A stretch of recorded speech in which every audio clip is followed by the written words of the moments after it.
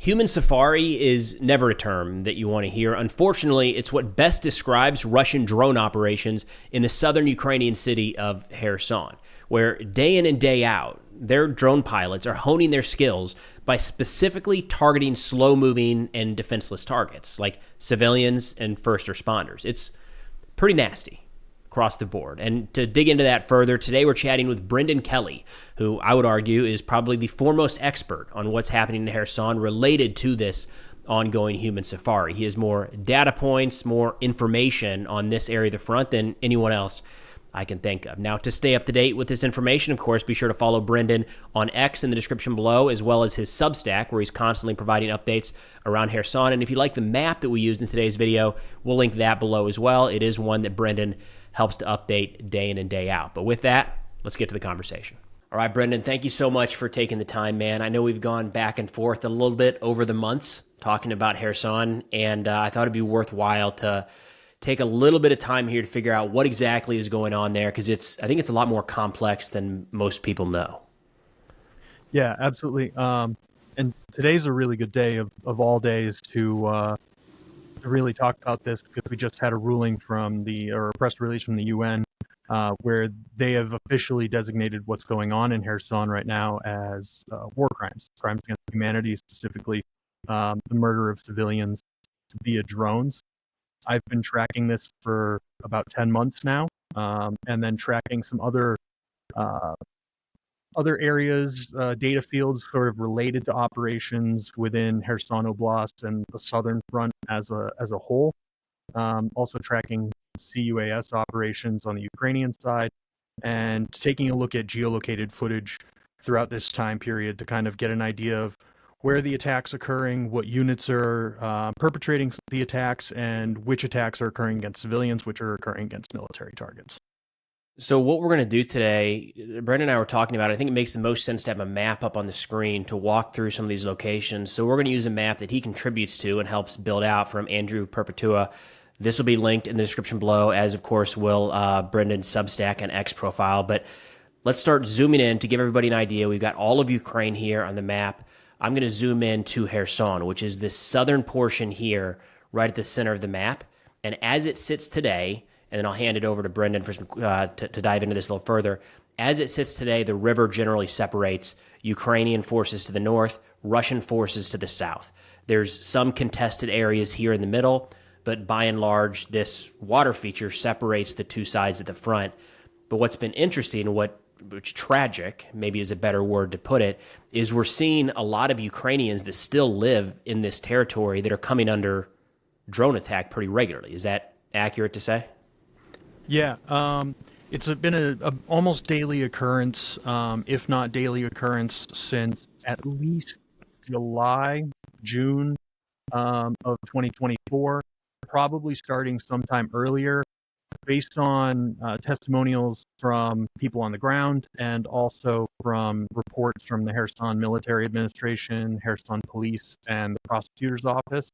We can also maybe say sometime in 2023 this might have started, a little bit after maybe a couple months after the Novikakhovka Dam burst further up.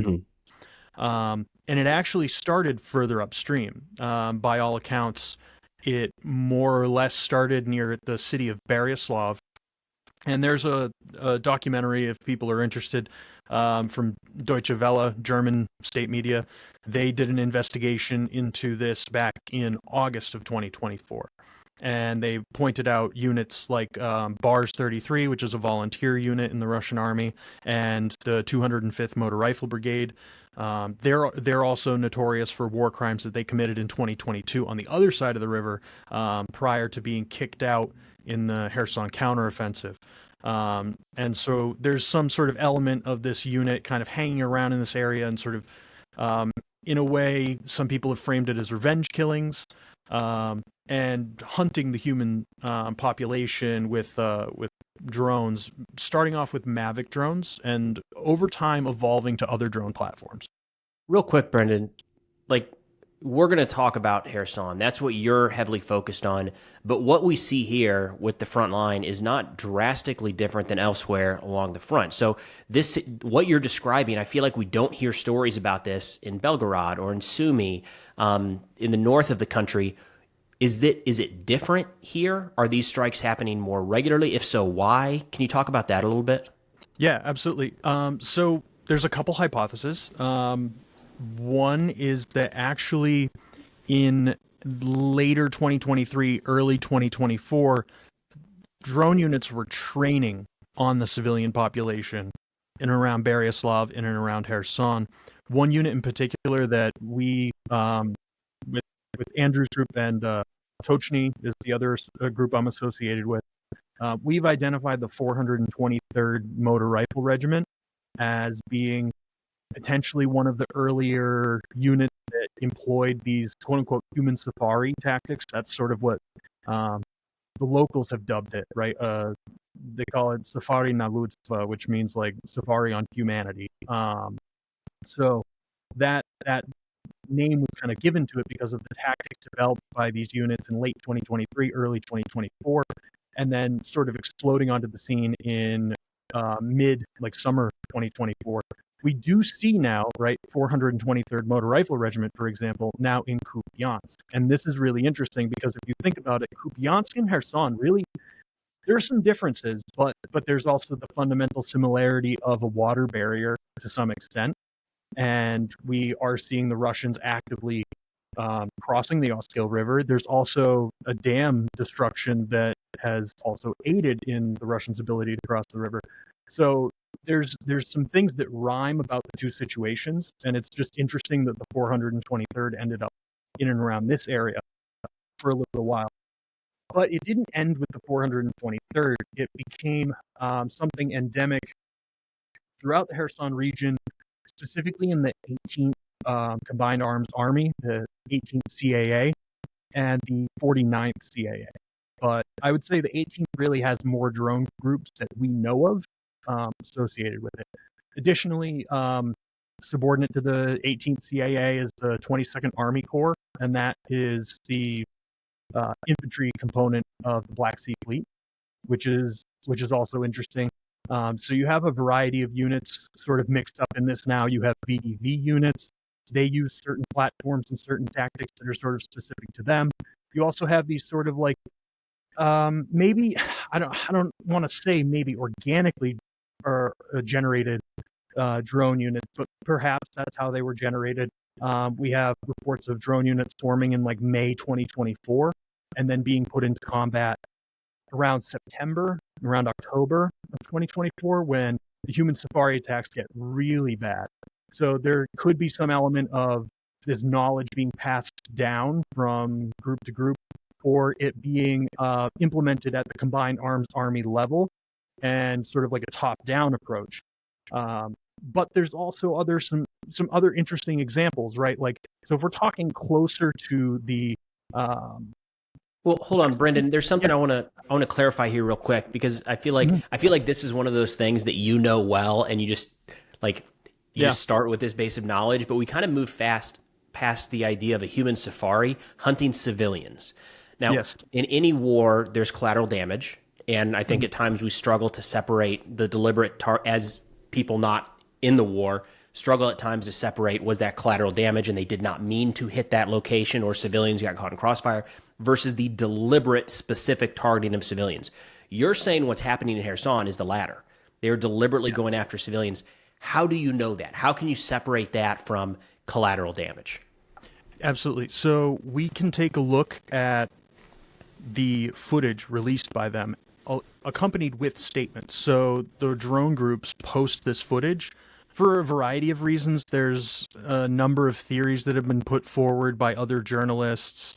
Dylan Burns, in his documentary on the Kherson area, put forth a couple theories.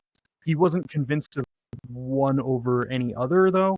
And I think there's some truth to that. You know, it could be this sort of like revenge, this element of hate, right? Like Clausewitz talks about that in On War. Like, for there to be war, there needs to be some sort of element of hate between the two warring parties.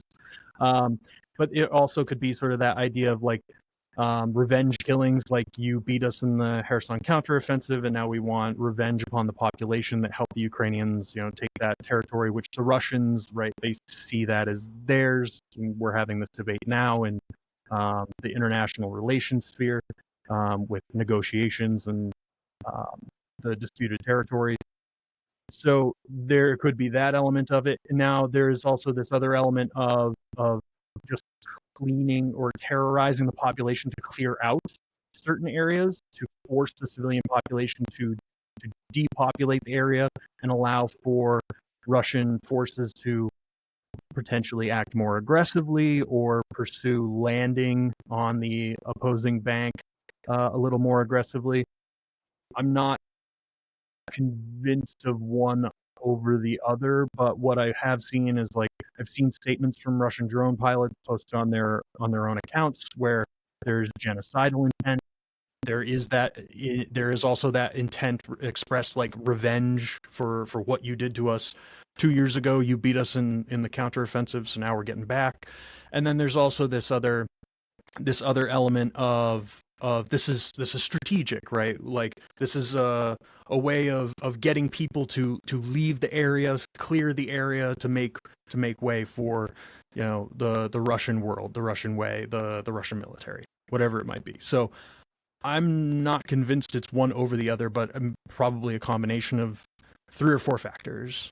To clarify, you're saying that the footage being released and celebrated by some of these Russian units and accounts down in that area is showing the clear targeting of civilians. It's not a missile launch at a military site that overshoots the target by 50 meters. It's chasing. I mean, and you shared some of this footage with me. I'm just kind of talking through it for the audience. But it's ambulances, and it's clear civilians standing at a bus stop with a Mavic drone overhead watching them and then dropping a grenade. Yeah, I think like the nature of the weapons platform is pretty telling here, right? Because we're using, like, Mavic drones is how it started off with, and those are probably, I would say, a little bit less discerning maybe than an FPV drone, depending on the camera that you have on it. And it started off as artillery units using Mavic drones in reconnaissance, and then also using them to carry out these what are called skid drops, right? Skid comes from skidati in Ukrainian, which means like to drop. So it's like a drop, a grenade drop or something like that. That was how it started off with, but it gets even more discerning, right? You start using FPV drones against civilian vehicles, against civilians themselves. Against police officers. One of the first videos that I saw was a skid drop on a police officer, and that sort of opened my mind up to what human safari was, and dove into all of this. That's another common target. So you'll see videos of strikes on police checkpoints, mostly near Beryaslav these days. We see police officers wounded in like groups of 2 or 3 in these like nighttime FPV attacks. And so that's what's happening here. Is like, you'll see these attacks from both sides, right? So there'll be an evacuation of an elderly person who's stuck in Beryaslav, for example. This is a very typical situation that you might see. And in that evacuation process, right, they need to move an armored van it's got sort of like a cage around it and some EW assets on top of it to try and prevent the FPVs and the Mavics from interfering. But as we know, right, like the battle for the spectrum, right, in terms of electronic warfare is never ending. You're constantly one-upping the other person and changing frequencies. So the battle for the frequencies are really difficult. So your EW is not going to necessarily protect you, and then these Russian pilots will fly the drones in on these evacuation vehicles, killing the police officers, mostly injuring. If we're talking statistically here, like about 93% of people injured by drones are injured by drones of the victims. The other 7% are fatalities in those attacks. So that's like a very typical thing that we'll see, and we'll get footage from the body cameras of the police officers of the event. And then we'll also, sometimes the Russians will take that off of Ukrainian Telegram and repost it and make fun of it. In other cases, what they'll do is they will post their own video and maybe also that video and offer some sort of commentary, sometimes racist comments. Um, other other other times they're like specifically attacking. I've seen them single out police officers with their name by name. Um, some Wow. finding out who they were and then sort of taunting them on Telegram after they'd been hit by a drone. So that's a more extreme circumstance, but that's where this gets to, is it does in some cases get to like the level of personal taunting, where I've seen also volunteers photos being scraped off of social media, and Russian drone pilots, Russian drone groups will also post that. There was a volunteer 30-year-old man killed almost a month ago now at this point, where that was the case, where they went through social media and then they tried to spin a story about how he wasn't actually a volunteer. He was part of a marauding band that was going from house to house and stealing the belongings of civilians, and that there were Russian-speaking civilians still in Kherson who were telling about how the volunteers were coming and robbing everything from them. So we had to hit him. We had to kill him. So that's the kind of rhetoric that you're getting out of there, and these are humanitarian volunteers that are assisting in evacuations. That was going to be a question, is how are these Russian channels spinning this? Because we've seen in this conflict and others, a lot of times it's, no, it was a military target, start to finish. And you've got like two totally different stories, right? One side, I mean, in some of these recent Russian missile attacks, Russia will say, we nailed that ammunition factory. Meanwhile, we see the impact at a playground. And it's like, well, seems like those two things, somebody's not telling the truth there, right? But the stories don't line up. In this case, are they bragging about who they're going after, or is it still kind of veiled in actually those were soldiers kind of thing? And it kind of depends. It depends on the situation. And this is one of the things I was dealing with earlier on when I was sort of investigating the rhetoric, and I was building a case for like sort of like the use of stochastic terrorism and stuff like that in some of their rhetoric, with Jonathan Pierce, another journalist from ATP Geopolitics. And we noticed like the inconsistencies in how they tend to argue, right? Like sometimes it's that all movement, right? Any movement of any kind, that means it's military. So that means we can attack it. So sometimes it's blanket statements that just allow free fire zone kind of thing. Free fire, yep, absolutely. In other cases, it's the specific taunting. In other cases, it's genocidal rhetoric, which I've seen, like an attack on a concrete shelter. So throughout Kherson, there's sort of these prefab concrete shelters. They're one room. They have a bench. It's two walls, basically, that protects you from taking artillery shrapnel or being hunted by these drones, because people were running from doorway to doorway initially, and they started installing these concrete shelters. They attacked that concrete shelter and said these people are made for experiments. So you're even getting sort of like some of the rhetoric that you might hear out of the Imperial Japanese Army, right? Yeah. In World War II, in terms of their rhetoric towards the Chinese at that time. So you are getting this kind of like combination of rhetoric, combination of explanations. A really good example, a prominent media example that people could look up, is there was a 23-year-old mother. This is sometime in November. Beginning of November, she was wounded in a drone strike skid drop on her while she was riding her bicycle. Now she was riding pretty close to the bridge that people might be able to see near Dachi there. That's the Antonivsky Bridge. She was riding relatively close to that on the main road there, and she was hit. This video sort of went viral in the Russian media sphere because they claimed that she was sleeping with soldiers and actually giving them supplies, and actually, no, it wasn't a woman, it was a man the whole time. You guys were wrong. We were, see, like, we know. So there's this obfuscation that goes on. and I think this is kind of a Russian propaganda tactic where it doesn't need to make sense, right? It doesn't have to make sense all the way through, because most people probably are going to look at this, they're going to see one thing and they'll move on, right? Whereas, like, if you're actually going to sit down and try and figure it out, you'll see that there really is no logic to any of it, and they're just trying to dispel, right?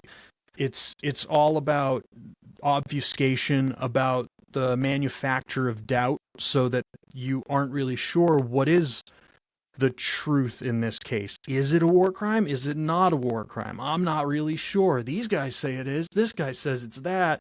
This other guy says it's that. Man, I don't really even know. And that's sort of like, that's a tried and true Russian propaganda tactic to try and bring people to sort of a apoliticization or depoliticization where they don't know what's what, and they don't want to know about it. They don't care. It just is what it is. So I think that's really what's going on here in terms of the rhetoric that's being put forth by the drone pilots and the drone teams themselves. But I will say this comes from one major source in terms of this rhetoric, right? Like, you see the drone pilots giving this every now and again. Oftentimes they kind of just post the videos, and they might have like an emoji or a short caption or anything like that, but there's not a lot of rhetoric to work with on some of the teams. But the main propagator of this rhetoric is this guy named Osvidomitil Alex, and we know who he is.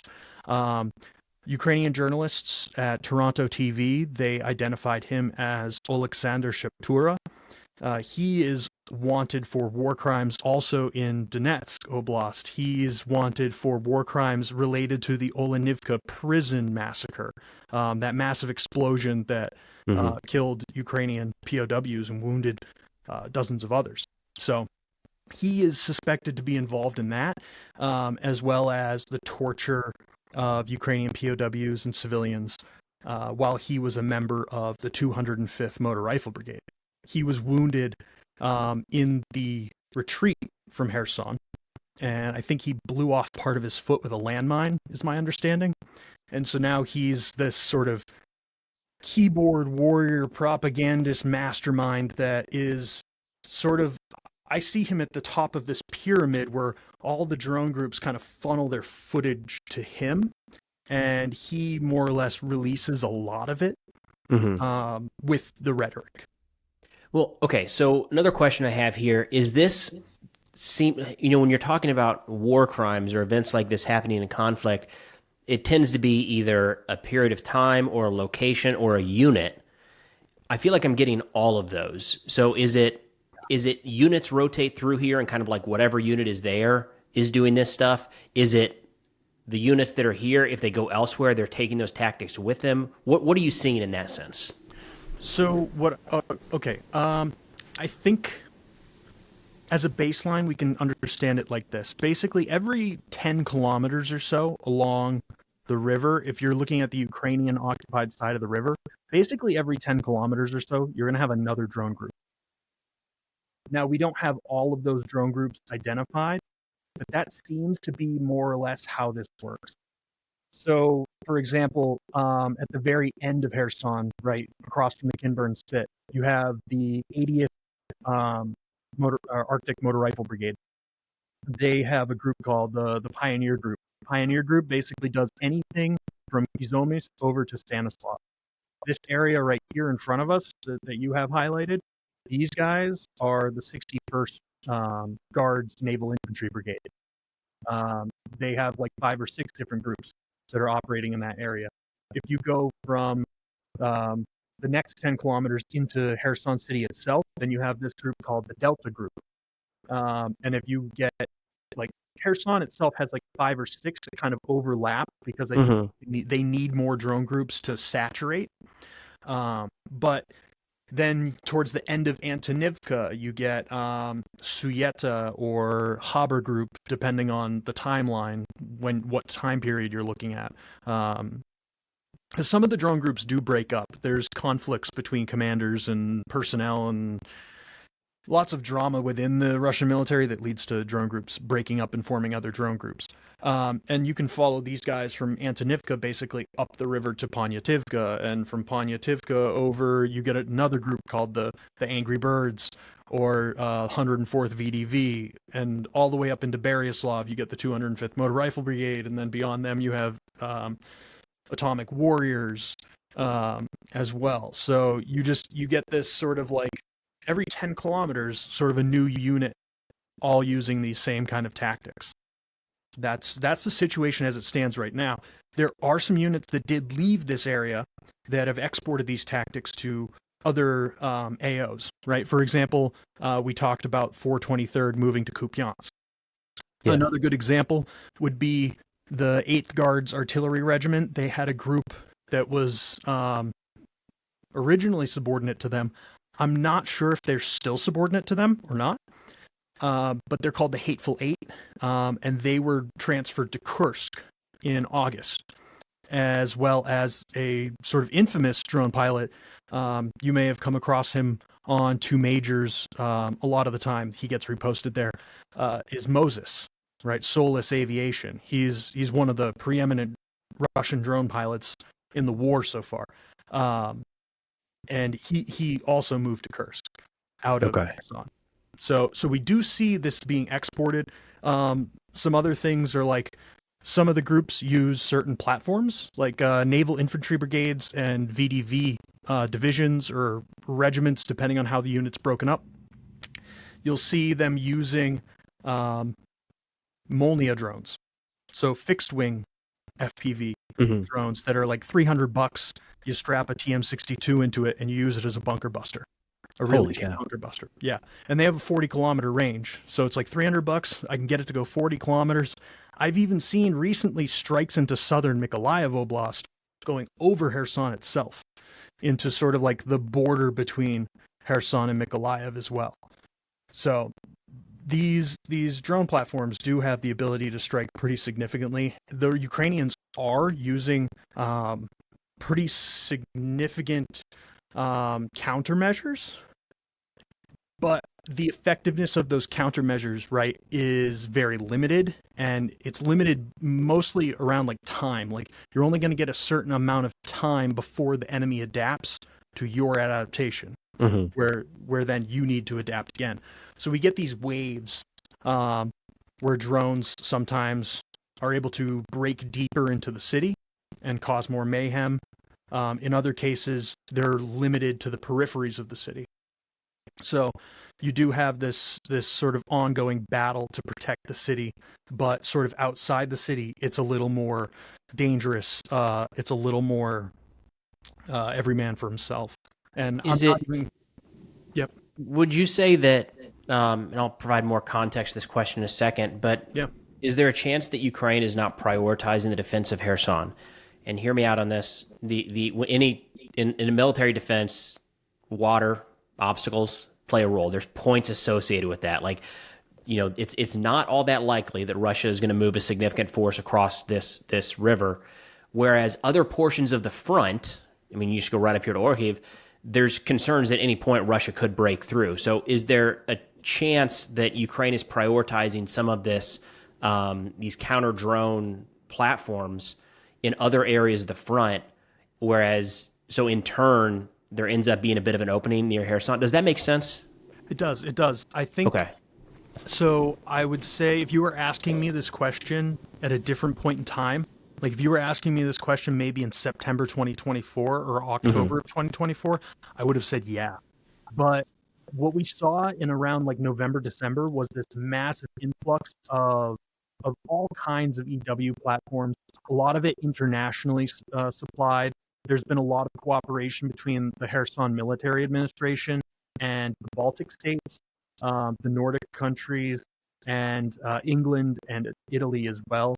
I know Kherson and Leonardo Defense kind of have a working relationship now of some kind due to the governor. He's been sort of in international diplomacy mode the last like 3 or 4 months, really trying to bring a lot of this additional aid to supplant some of the aid lost from U.S. aid and stuff like that. But more or less, yeah. it has gotten better, but again, it's still that cat and mouse game. So you're going to go through phases where your EW is not that effective, and the Russians will be able to attack the train station deep in Kherson, for example. Whereas, like, in other occasions, they might be limited to attacks more or less closer to the coastal zone. And that can depend, that changes depending on sort of like where people are at in the frequency battle. How many people roughly are we talking, civilians in the Kherson area? Living there still? Yeah. Last I heard is probably like, I would say probably somewhere between 30 to 35,000. I had heard, yeah, wow.